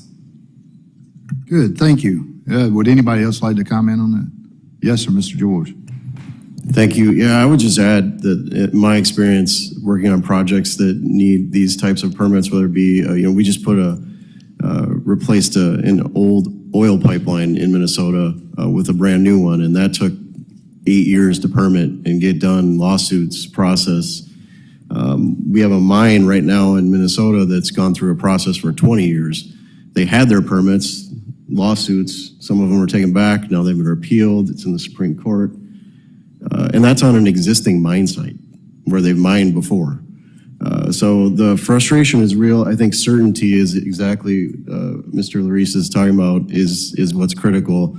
What I've seen, you asked about what's been done, banning mining in 225,000 acres where you have these minerals is a chilling impact on business and exploration, on companies' willingness to put up money to explore these projects. There was a particular project in that area that is now banned that has spent hundreds of millions of dollars already just to see their leases pulled and mining banned in the region arbitrarily. So I think all of these things are troubling. I think what you all can do is provide certainty and not allow government agencies to bypass a process, hold them accountable to that, because right now they're just doing whatever they want from my experience. Yes, sir. And I don't want to cut anybody else off, but I want to go to a quick question that really plays into that, Mr. George, because there's a lot of talk about mining and jobs versus tourism jobs in certain parts of the country, and it seems as though some opponents of domestic mining like to pit these industries against each other. As someone in the mining industry and based on your experience, how much do tourism jobs pay in comparison to what mining jobs pay? I can tell you, our members that will, thank you for the question, our members that will build these mines make, on average $40 an hour on the check, in addition to world-class health care where there's the family coverage where there's no premiums, in addition to, and low deductibles, in addition to a defined benefit pension, defined contribution plan. And I can tell you that the tourism jobs, I actually went on one of the outfitters' websites to see exactly how much they're paying. They don't advertise how much they pay, but we know how much they pay, and it's about $15,000 a year with no benefits. So when people in northern Minnesota are told, well, we just need to innovate our economy and have more tourism jobs, people up there know exactly what that means. It means a lower standard of living, period. Thank you. Mr. Chairman, I had one more question, but You'll get another chance. thank you. I thank the gentleman from Georgia. The next one is from a young lady from Florida, Ms. Luna. Thank you, Chairman Gosar. If I can just ask for unanimous consent to enter this into the record? Thank you. I can't stop thinking about, Mr. Loris, what you told us earlier about some of the stuff that you'd witnessed with some of the human rights abuses. Real quickly, what is the youngest age of some of the children that you've heard have been working in these mines? Ranging from 5 to 6 years old, and sometimes teens will have babies strapped to them while they're digging out the cobalt by hand. So you're literally talking about infants at these mine sites. I just want to share a stat with everyone on the panel. Children who work in these mines are frequently drugged to suppress extreme hunger and fatigue of working in such harsh conditions. If you can just pass it that way. From our perspective, I think everyone on this panel would agree that if there's a way to move our industry away from China, it's probably the best thing from a human rights perspective. But my question, Mr. George, is because I'm not from a mining community, I'm from a fishing community. How does the United States mining standards differ from countries specifically that in the Congo where China's operating to conduct some of these mineral mining processes? Well, I can talk about labor standards in the terms of our rights here in this country to organize unions, which we've done. And the standards, the people that have done that, and people have literally died for those rights here in this country to obtain those rights. And when people organize and they have unions, that lifts everybody up. So whether you're union or non-union, you would benefit from those standards that we set. And sorry to interrupt you. Is it in your opinion that this administration's policies have put a hindrance on domestic mining operations? 100% yes. When you ban 225,000 acres of land where these minerals exist, I don't see how you could argue otherwise. So I guess this would bring me to my next question, Mr. Minces. I had heard your perspective and I understand what you're saying about respecting the rights of Indigenous peoples in regards to mining. However, this committee has the ability to recognize that I think it's, again, our opinion, to do the least harm possible, not just to the environment, but to other people as well, right? The human rights perspective. And if we have the ability in the United States to bring in these resources and then export them and ensure that people are not only being respected, but also too that we're protecting the environment in the process, don't you think that that would be a opportunity for us to responsibly harvest these minerals, even if it is on Indigenous lands? Thank you, Mrs. Luna, for that thoughtful question. I think that there are a lot of really great opportunities for us. Sorry, can you pause for a second? I don't know if that was funny, but I was asking a question, and so I'm just asking for you guys to be respectful while I'm asking the question. Thank you. Go ahead. Thank you, Mrs. Luna. I do think that there are opportunities for us to be able to onshore the stronger links of the circular economy infrastructure here in the United States, and that we ought to be able to raise standards here, labor standards, environmental standards here and everywhere around the world, which is why in particular when the Biden administration is going to the mining indaba in in Cape Town, we're urging real due diligence standards. And part of the bipartisanship, I think, of this committee is I think we all want oversight. We all want accountability from the Biden administration. I want to know what those due diligence standards really are. I want to know. And so, Mrs. Luna, I think we can work together in trying to figure out how we can raise the standards here and abroad. So then my final question for you would be, right now the United States has re-entered the Paris Climate Accord, and that's enabled places like China to not only go forward and economically just completely dominate us, but also too from an energy perspective and a mining perspective, they're not only complicit in human rights abuses, but they're also destroying the environment. If we have the opportunity to pull back, would you say that that would be in the best interest of our country to do so? Thank you, Mrs. Luna. That's a really good question. I'd actually like to associate myself with Mr. Loris's comments with respect to China's position vis-a-vis rare earth elements and their position in the market. It's my view that they've actually lost market share since the recent 2010 trade dispute. And so there are, I think, as we've discussed, some trade options available to sort of reduce our dependency that way. Notably, Senator Wyden earlier this week just sent several letters to a number of original equipment manufacturers, mostly domestic ones, who were sourcing materials from the Xinjiang region of China, allegedly. And so what they're saying, what Senator Wyden is asking, same thing I'm asking, where's your due diligence plan?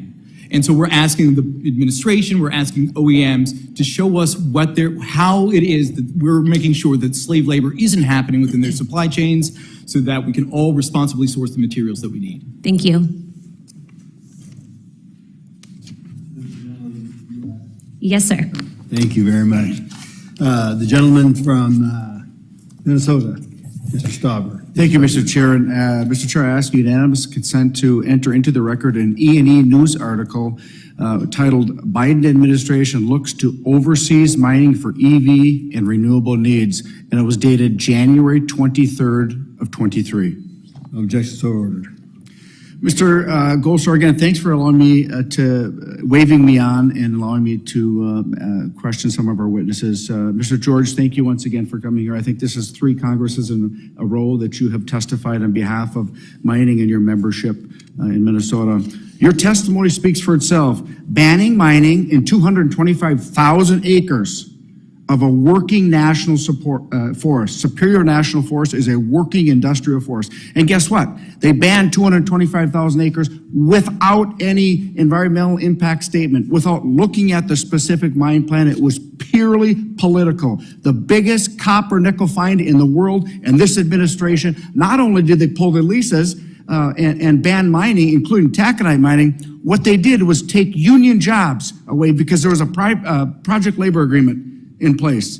The best labor standards and best environmental standards, and this administration turned a blind eye. Yet, the article that I just entered, Biden administration goes to foreign overseas mining that use child slave labor. It's unacceptable and immoral that this administration is using child slave labor to mine the critical minerals to get to the green economy. Meanwhile, many anti-mining lawmakers and advocates look down on union jobs building our mines, saying they're not lifetime employment. They are lifetime employment. They're multi-generational jobs with project labor agreements. Mr. George, can you explain real quick the importance of these jobs and the project labor agreements, the union membership, and what it does for our communities? Thank you, Congressman. I'm happy to. These jobs are dignity. These jobs are respect. These jobs allow people to raise families. Those mining jobs in northern Minnesota are the only reason people are there. And they spin off every industry is related to the mines, as was pointed out earlier. So these jobs they could not be more important. And they're that quality because, the standard of living and the labor standards in our area have been raised by unions like mine. Mining is our past, our present, and our future. This administration banned mining in northern Minnesota to include taconite mining. The union members, they have children, they go to our hospitals, they go to our grocery stores, they recreate up there, and simply unacceptable. Mr. Goetz, it's great to see you again, and thank you for joining us today. And I appreciate you mentioning China's already enormous and growing percentage of global steel. As you know, we have been mining iron for steel making in my district for over 135 years. And as Mr. George says, we have the cleanest water in the state of Minnesota in the heart of our mining region. The mineral withdrawal we discussed earlier includes a ban on taconite in the 225,000 acres of the Superior National Forest, which is an industrial working forest. As the United States loses its steel supply to China, how damaging would it be to take known and possible taconite reserves offline to our production? Thank you for the question.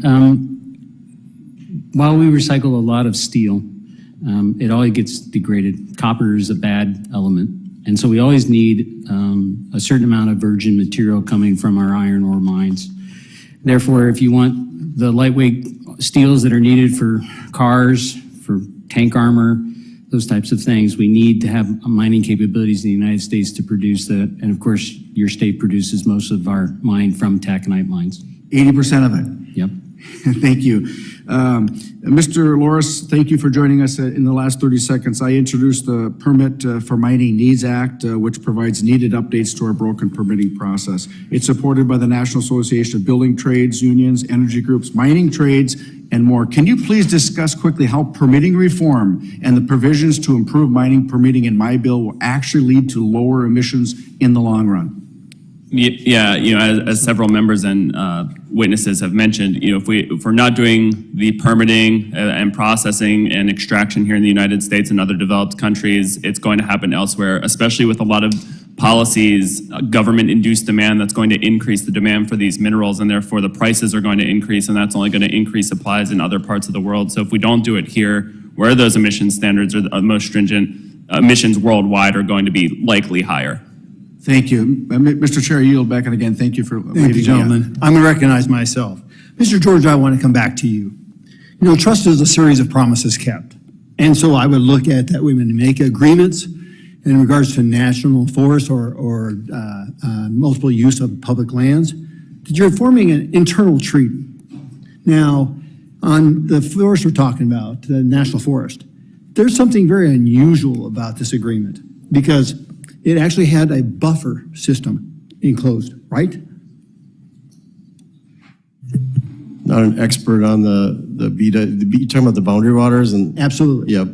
Yeah, there was when the boundary waters were created, and I'm not an expert in that policy, but my understanding is, and you know, we've all come to understand that mining was an activity that was supposed to happen Right. in the region. There was areas set aside for the logging Correct. and for mining. Correct. And so, you know, we have to start looking at this. And Dr. Moats actually, one of my other points, you just can't recycle. You have to add virgin material into almost all this stuff.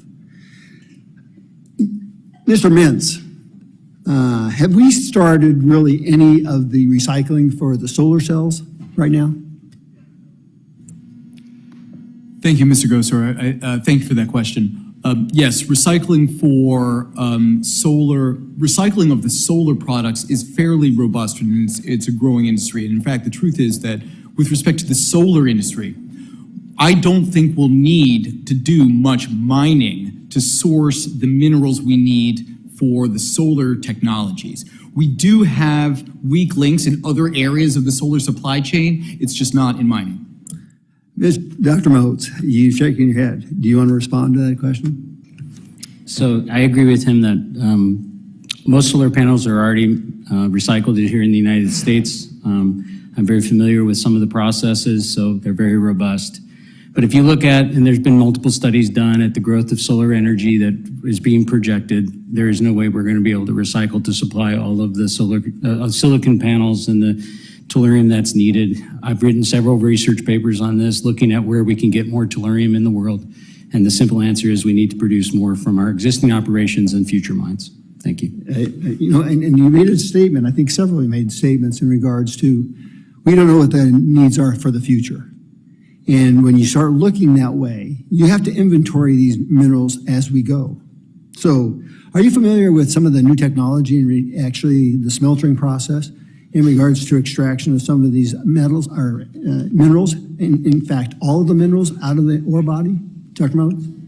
Yes, we have several research projects ongoing at the university, and I'm aware of other ones as well, where we're looking at advanced technologies to really analyze why are we not recovering more. So the current research believes that again, we'll go to tellurium, because that's what I've been looking at most recently. 60 to 90% of the world of the tellurium that's mined is not being recovered. So why is that? Why are we not doing that? So we're using advanced technologies and looking at why that is, and that can be applied across the board to all of our mining operations, all of our processing plants, and that's what I would encourage you to look at.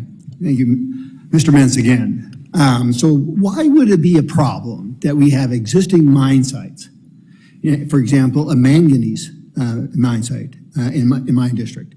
Why would the federal government, because of technology that we have today, that we can extract almost all the manganese from those tailings that are sitting there, why would the federal government resist and say no to that? Thank you, Mr. Gosar, for that question. The federal government has said yes, resoundingly has said yes. The infrastructure law funded $320 million to the United States, I think that's right, to USGS to do exactly what you just described. And so it's my belief, and I'm not a geologist, but I think the geologists are pretty excited right now because there are real opportunities to, for example, look at mine waste as a potential source of some of these materials. I think it's really important. There are some places where that actually I'm going to just speak for some of Earthworks constituents. We've had some people come to us and say, under some circumstances, that could be a good idea, that could work. Others have said, no, we're already an EPA Superfund site. Please don't come back here and start mucking around in the metals already. So the answer is yes, Mr. Gosar, at least in some areas, under some circumstances, that is a viable opportunity. Well, I would agree, but we need to make it uniform all the way across the board. If these are sites that have had previous mining, we ought to make sure that those areas are prioritized. And that's not been the case in Arizona. So with the manganese. So my time has expired, so I will, we have votes any time now, if I'm not mistaken. Do we want to do a second round? Sure. Okay. Remember, you're up. Sorry.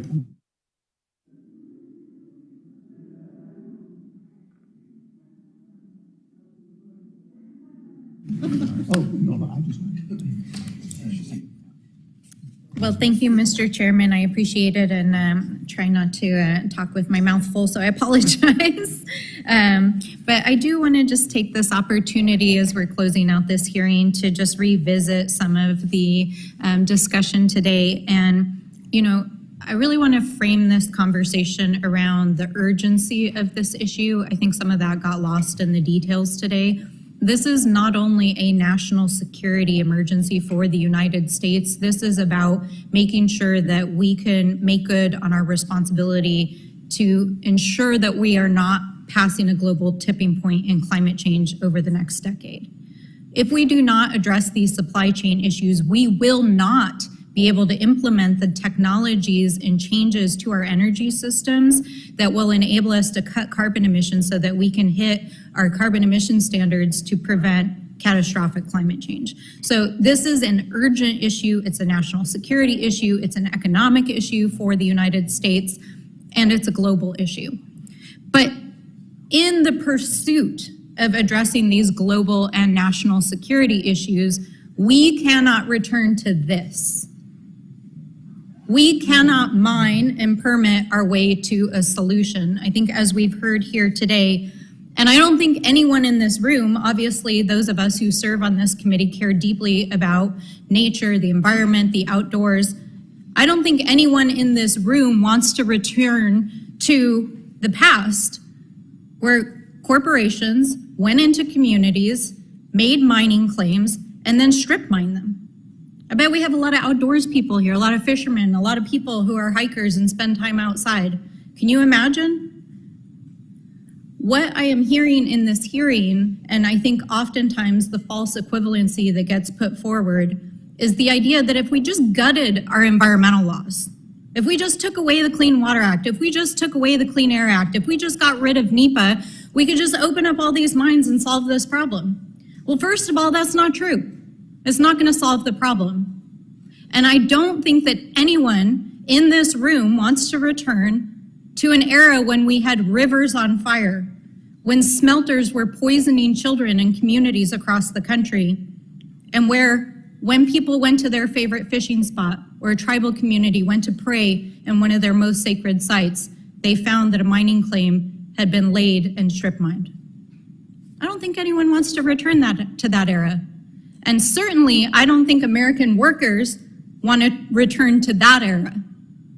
So what we need to do is really take an approach that is smart, that is science-based, that is a human rights-based approach that really addresses this issue from all aspects. Of course, we have to address the international security and trade issues. Of course, we have to address the human rights abuses that are happening from the sourcing of some of these minerals. And I want to be clear, this is a mine with cobalt. We're talking about dozens of different minerals across the world. There are mines that are doing responsible sourcing that do have good labor practices. But what we need is to make sure that we have a multi-pronged approach that addresses these issues. Finally, I just want to say that this body has already taken significant action to help address these issues. This last Congress, we passed a bipartisan infrastructure law. It makes some of the largest investments in infrastructure in the history of our country in certain sectors, particularly in natural resources. And it includes a number of provisions that will help to build out a sustainable supply chain for our critical minerals. We also passed the Inflation Reduction Act in August, and while we did not have bipartisan support for that bill here in the House, what I can tell you is that it is the largest single investment in climate action, not only in the history of the United States, but the history of the world. And it sets us on a path not only to clean energy for the United States, but energy dependence and the ability to address the catastrophic change that will happen from global climate change. The future of our country, of our communities, and of our children depends on bipartisan action on this issue. And Mr. Chairman, I deeply appreciate your bipartisanship this morning and truly look forward to working with my colleagues across the aisle because the urgency of this issue demands that we do. Thank you, Mr. Chairman, and I yield back. Just take the liberty of making one comment. So if we're really worried about climate change, we ought to be looking at bringing the smeltering process back to the United States. Think about this. This is heavy material. It's being transported out, transported back. That's an unnecessary type of a process. So we need to start looking differently. And that's what Einstein said. Don't think more, think differently. And I think we can make this all work. Gentleman from Montana is recognized for 5 minutes. Thank you, Mr. Chair. You know, we have been hearing a lot of discussions about the mining law of 1872, and that is the only thing that groups act like that we are relying upon in order to authorize, permit, and open a mining facility. And I just really think that premise needs to be clarified here. There's an awful lot of additional regulation, and the problem is that this body has allowed those regulations to be drafted and created by outside agencies, thereby granting them the ability to impose those just like they are the rule of law, where we are supposed to be the lawmakers. And we need to make sure that we provide that clarity for industry. We need to provide that clarity for the agencies, and it hasn't happened. And because of that, there are groups that have emerged across the nation that have financially benefited from the different laws that are put in place, making sure that they're able to get their legal fees back again once they tie up many of the mines and extractive industries and harvesting of timber, things that, again, would not only benefit the nation economically and financially and from a national security standpoint, but actually help the environment as well, because it's just good management of the land. So, Mr. Moats, I would like to ask you, it's clear that we don't rely just upon the mining laws of 1872. Could you tell me just a few of the things that an organization would have to go through and the permitting that they would have to achieve in order to open up one of these facilities? Thank you for the question. I'm not sure that I'm not a mining engineer, and I'm not sure that I know the depth of the knowledge that I'd like to have to answer your question. I do know that the 1872 law is one of the laws. There was, again, laws in 1970 and a revision in 1977 and another one in the 1990s. And then every state and every local community can have their own laws. I think before the House, the National Mining Committee or National Mining Association brought before you, and it's in your minutes from our last Congress, where they brought forth the poster that they made to permit a mine in the state of Nevada. And it started over there and it went all the way around the room. And so it's quite extensive. And there are now mines in Minnesota and Arizona that have been trying to be permitted for 13 to 15 years. And I would just echo what has already been said by my former fellow witness, which is, I don't think we're asking to get away and gut existing laws. I think the mining industry and the processing industry just wants certainty. If you look at the Australians and the Canadians, they have a 2-3 year permitting turnaround. You can make business decisions. Right now, with the uncertainty, open-endedness of whether or not who's the administration is in charge and whether or not things will be, licenses will be pulled and so forth. It's the uncertainty. I can give you numerous examples over my career where people have brought in, we could have a copper smelter in Texas right now, except for that a company from, we'll say, an Asian country, not an allied Asian country, was going to put one in Japan. Japan was going to put in a smelter in Texas. And after having to deal with the permits for 10 years, they said, no, we're not going to do that. So it's a real problem. Thank you very much. And again, if we none of us are sure what minerals and elements are going to be utilized and most efficient in 10 years from now, it certainly makes it difficult to try permitting today for something that is unknown. Once we determine what we need, if it's going to take another 10 years or 20 years before you can actually refine it, mine it, and utilize it, by then it could very well be replaced by yet another mineral. And I can tell you that in the state of Montana, which is known as the treasure state because of all of the minerals that we produce, we have not issued a new mining permit in 20 years. In 20 years. And that is a shame. Mr. Chair, I yield back. Thank you, gentleman from Montana. The gentleman from Arizona is recognized. The ranking. And thank you, Mr. Chairman. And I'm one that in my time in this committee, I've hated the second round questions, but I'm going to take advantage of it today. Dr. Motz, let's time sequence issue. We're dealing today because the urgency is that, as my colleagues across the aisle have made pointedly clear today, and yesterday and the day before, is that the Biden administration is effectively not only standing in the way, but making it impossible for the kind of critical mineral extraction in this topic to get done.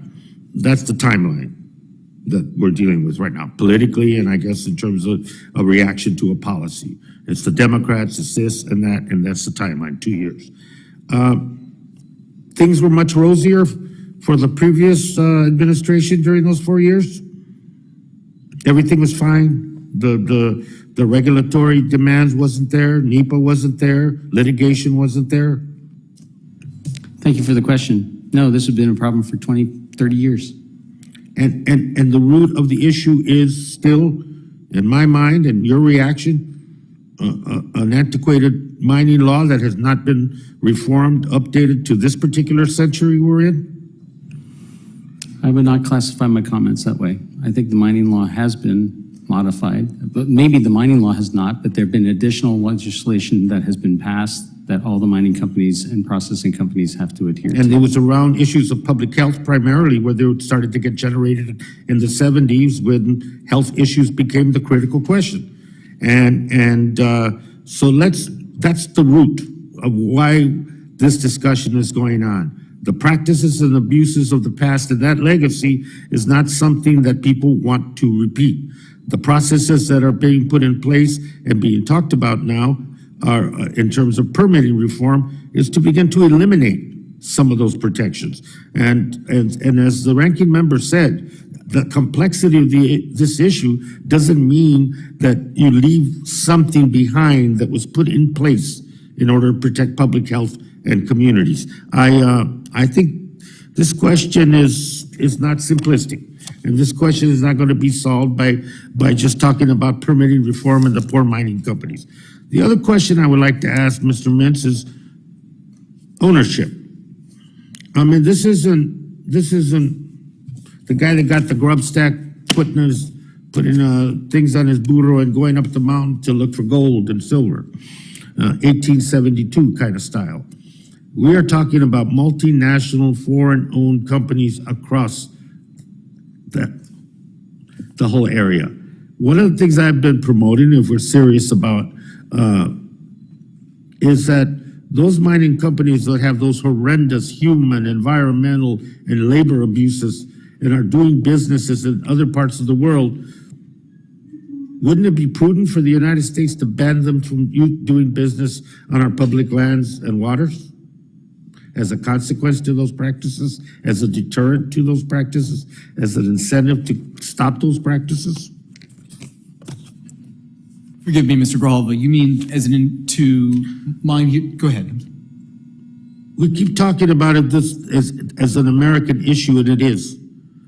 but the ownership and the exportation of most of these minerals is foreign, including Chinese. Even some of the mines in Arizona have a percentage of which are Chinese owned. So, should they be banned? Because, you know, they are the bad guys. Thank you, Mr. Grijalva. You illustrate a really important point about the way the 1872 mining law functions. And I'm going to defer to you and to your colleagues who serve on armed services to make decisions about what is in our national security.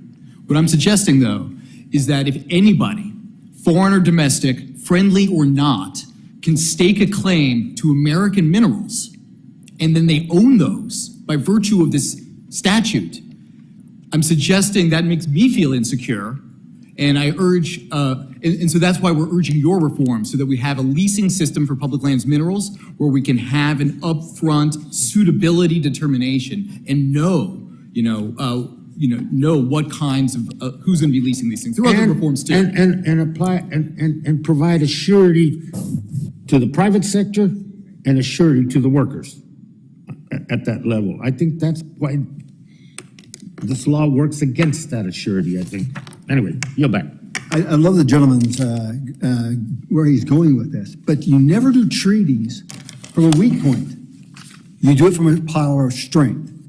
So in the aspect of trying to say no to China, we actually make it worse for us and better for them. Look what we did with Russia, with oil. We said we're barring them. Oil shot up, they had more profits. They had more tanks, they had more things to buy with that money. So once again, this goes back to what Einstein said. Don't think more, think differently. I'll give you an example. What if I told you about oil sands? And the gentleman, the three chemists who figured out how to extract oil sands, want to give it to the American people. They don't want to give it to a company. They want it to give to the United States. It's very profitable. They can produce a barrel of oil, sweet crude, that we have very little of, for $11 a barrel. Wow. Wow. So we have to think creatively here. We can't pick one aspect. The gentleman from Georgia is recognized for 5 minutes. Thank you, Mr. Chairman. You know, before I get into some other comments, Mr. Moats, or Dr. Moats, sorry, I think your comment on 20 to 30 years is exactly why I'm here today. We're sick and tired of the agencies in this federal government regulating and pushing people out of business. It's one of the reasons we have an oversight in every committee that we've got up here. They act like they're a fourth branch of government and they need to be brought under control. So I appreciate your comment.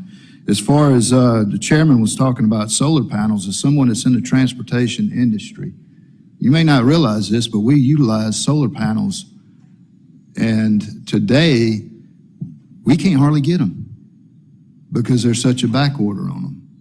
So they are being utilized more and more, and we really don't know what the potential for solar panels are. So, you know, that just another added example of how we need to be mining instead of just recycling. Mr. George, I wanted to follow up on something real quick. You were talking about replacing a pipeline that took 8 years, an old mine that was trying to get re-permitted, and it took over 20 years. I understand there's regulations and then there's federal government just dragging their feet. Do you have a percentages of how much of that was litigation versus just the federal government dragging their feet? I probably can't give you percentages, but it's both. It's local, state government dragging its feet, those agencies. It's federal government permits dragging their feet or just ignoring permit requests. It's lawsuits, it's litigation, it's all of it. And I would just add real quickly, my friends here who are talking about recycling. I don't know if you've ever been around a metal recycling plant, but good luck getting those permitted. Thank you. Mr. Loris, I had a question at the very beginning. We didn't get to it. You referenced a decline in metal smelters and refineries in the United States. And why have we lost our domestic facilities?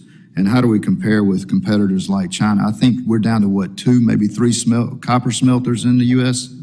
3 versus, what, 50 in China? That might be more for Dr. Moats. I think he has more information on that. I will just say, I think it's a combination of factors. I think regulations certainly play a part. I think the flooding of markets and competition abroad certainly play a part and certainly render some of these things uneconomical. But Dr. Moats is more of an expert on that than I am. We currently have 3 copper smelters, 2 copper refineries in the United States. There's a German company who's looking to install a secondary or recycling smelter in Georgia. Arubis is getting the permits and I believe is starting to break ground. Why did we used to have 13 to 14 smelters when I started my career and have shut down? It's because of, 1, the mining grades have declined. 2, because it's more profitable for mining companies to export the minerals than to upgrade their existing smelters, so they shut them down from an economic standpoint. Is that due to regulations? That's part of it. I mean, they have to adhere to the Clean Air Act and the Clean Water Act and all the other acts and all the local things. And so they made an economic decision that it was more profitable to ship the minerals elsewhere. It's not just copper, it's lead, it's zinc, it's many. Thank you. Thank you, Mr. Chairman. I'll yield back. Minnesota is recognized. Thank you, Mr. Chair. I just want to reiterate some comments from Chairman Westerman, and this is to our ranking member. We have to reform our permitting process in order for us to mine, bring processing and manufacturing back to our country. That is a great start. That is going to help secure our strategic national security. I have a question for Mr. Moats, and the question is this. If today China and Russia stopped selling us rare earths and critical minerals, what would it do to our national security?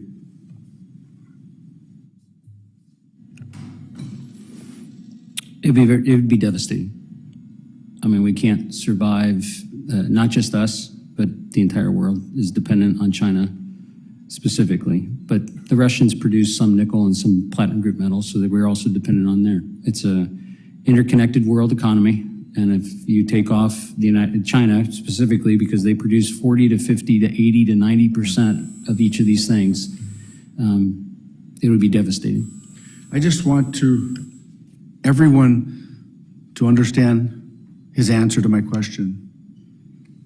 If today the communist country of China and Russia stopped selling us their rare earths and critical minerals, his response, it would be devastating to the United States. How can we allow that to happen? The strategic national security, when we have these natural resources in the palm of our own hand in our country using our environmental and labor standards. How did we get this way? Why? And then I entered into the record the E&E News article where this administration goes to foreign nations to process these. Give me a break. I want to just reiterate something that was the question on my friend from Georgia asked. The Boundary Waters Canoe Area Wilderness was incorporated in 1978. The Democrat member of Congress who sat in this position, James Oberstar from Minnesota, did not support that. He did not support the wilderness taking that offline. But fact of the matter is, the wilderness was made, and then a buffer zone around the wilderness was put forth. And I want everybody to know that there will be no mining in the Boundary Waters Canoe Area Wilderness, and there will be no mining in the buffer zone around it. But like my colleague way back in the late 70s said, if you're going to make this wilderness on that outside, do not take our livelihood away. And he was referring to timber harvesting and mining. He was so far ahead of us in his thinking because he knew today we would be fighting for these jobs and these minerals. That's how far Congressman Oberstar was ahead of the thinking. And it really, really pains me to hear your answer that it would devastate the United States of America. We need to have permitting reform to mine in our country, to process and manufacture. We, for strategic reasons, need to do this, and I am looking forward to a healthy debate on how we can do that, how we can bring back our manufacturing and our mining and our processing to the shores of this country. You know, if we didn't learn anything from COVID, shame on us. Shame on us. The dependency that we have allowed this nation to go forward and depend on adversarial nations for our strategic national security. We can't allow that. We have to change course today. And I yield back. I thank the gentleman. I'm going to recognize myself, and then I'm going to prepare the witnesses. One of the things I've always done in the past is ask you, after I'm done with questions, what was the one question you wanted to have asked? What is its answers, but it was never asked, okay? So I thank the gentleman from Minnesota. I want to enter into a colloquy with him if you stay behind. Are mining and enjoying the wilderness and the environment mutually exclusive? We can do both. We've proved we can do both because we've been mining for 135 years in northern Minnesota, and northern Minnesota is a great recreational area to live, work, raise a family, and make a good wage. I also would ask him, who is more stringent on things in our backyard, the federal government or the people of the towns, counties, and cities of Minnesota? The towns, counties, and cities have their pulse on these issues, and as Mr. George said, they support mining on the Iron Range. Do they also believe in the same principle that I brought up of Einstein? They think differently, not more, right? Particularly within the repurposing of the taconite mines. That's correct. Great fishing there, right? Very. I would say, Chair Gosar, I don't want to, would you yield to me for 20 seconds? Sure. You came up to northern Minnesota several years ago with my predecessor in the Western Caucasus. The same issues that we were dealing with back then, the same two major mines. It's been how many, 7, 8 years ago. And the permitting for one of the mines is in its 20th year and another going into its 10th year. And the biggest copper nickel find in the world. 95% of the nickel, 88% of the cobalt, over a third of the copper, and other platinum group metals are sitting in a beautiful reserve in northern Minnesota. So I'm going to take it from there. Dr. Moats, I would actually, there was comments made today in regards to the permitting process. Part of the problem that I have found, and I'm the one responsible to getting the resolution copper through Congress, but we still haven't mined a darn thing, is the bureaucracy. The bureaucracy, you have people inserted that believe that they're there to stop something. That's not what I understand. My understanding is they're here to facilitate the implementation of the laws that Congress passes. Are you in agreement with that? Having done my degree at University of Arizona, bear down. I've listened to Rio Tinto talk a lot about the Resolution Copper project over the years. And of course, they're very politically sensitive and don't really say anything. But it seems very clear that when they make a step forward, it's 2 steps back for many years. And we're now over 13, 15 years trying to permit that. And I know there's lots of problems with that. There's tribal lands, there's deep mines, there's lots of issues related to that. And so I think, again, what my colleague next to me said, I think the mining companies are just looking for clarity on, there's a fixed time, and if we don't make it through, then we don't make it through. So we can make an investment somewhere else, opposed to just the uncertainty of if we'll ever be allowed to do this. So I also want to set the record straight. So royalties, there are royalties that are paid for this, right? They just go to the state. Yes, there are royalties. Yeah, that's what I thought. So I agree with the certainty. And one of the things that I have been very poignant with Resolution Copper is trust is a series of promises kept. Everything you do, go for transparency and go above the grade. So they have done more than their fair share. They've invested over $1 billion to reclaim the mine that was there before. $1 billion. No one talks about that. None, not so ever.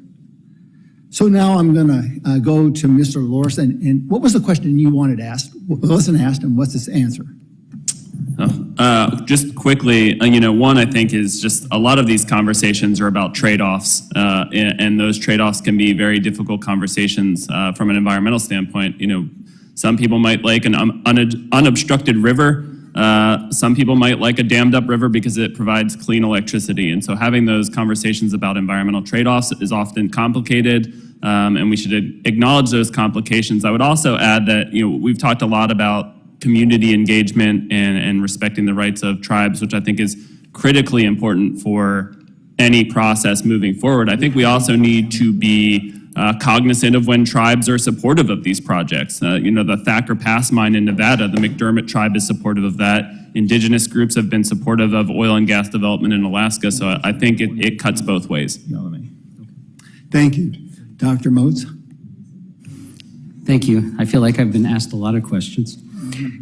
I think the question that I would like to have been asked is, why don't we do rare earths in the United States?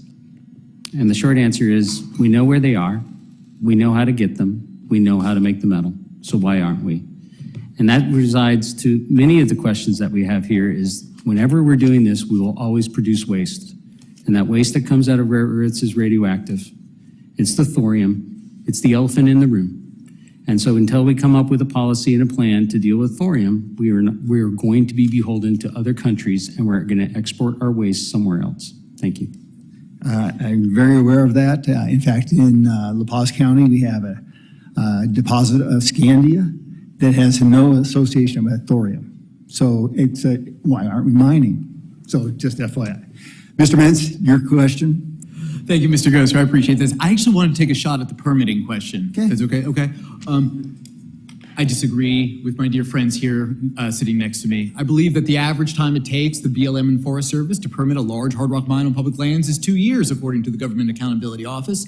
And when you look at the mining company's own data that they annually supply to the Fraser Institute, which is a Canadian think tank that is supported by the mining industry, for exploration permits, the amount of time is, 11 to 14 months here in the United States, 8 to 10 sometimes, okay? And just quickly noting that, as we discussed under the 1872 mining law, if you explore, you discover the valuable minerals, that's kind of the ball game. So 8 to 10 months, maybe 14 months to get an exploration permit, then it's ball game under the 1872 mining law. And so that is my 2 cents on mine permitting reform, besides what the Congress did last time. Thank you, Mr. Koster. Thank you, Mr. Mintz. The gentleman from Minnesota is recognized for his question. Mr. Chairman, you touched on this briefly. The question that I was hoping would be asked was, what are the people, and I touched on it briefly too, what are the people that live where the resources are think? They want to mine the resources, is the answer to that question. And why don't we trust them? Because they want to mine them responsibly. It's their backyard. They're the ones that are going to hold the mining companies accountable to labor standards, to environmental standards. They're never going to support a mine that would not follow those. I wouldn't. Why aren't we allowed to do what we know we can do, and why doesn't anybody trust the people that live in these areas is the question that I have. That's a great question. And one of the things that I will tell you, and particularly on the way that Arizona was admitted into the country, they were forced to take the federal doctrine, but they were actually guaranteed the multiple use doctrine aspects of public lands for the maximum to be shared. So in that aspect, it implies contract. And in that contract, it's not the federal government as last resort, it's the state. So we gotta start looking at this creatively. The federal government has been given way too much power. That was the exercise that happened earlier this year. We had made a speaker much too powerful. It wasn't the person, it was the position. And the correcting aspect is the 10th Amendment. Folks, it's been a great meeting, great conversation. And with that, I adjourn this meeting. 295 no voted. All right.